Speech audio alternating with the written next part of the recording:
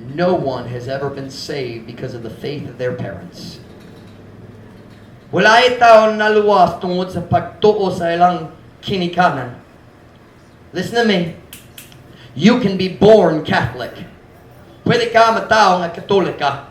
Pwede ka matao nga Muslim. Pwede ka matao nga usa ka Hindu. But you cannot be born a Christian.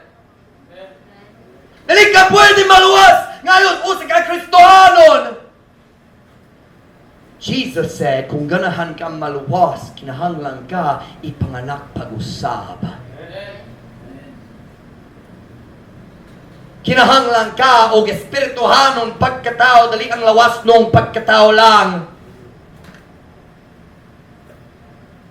Kinahanglan ka sa adlaw nga ikaw maghimo sa personal decision sa pagbutan sa imong pagtuo diha ni Jesus Kristo para sa imong kaugalingong kaluwasan. Ako'y labon sa religion sa imong pamilya. You must be born again.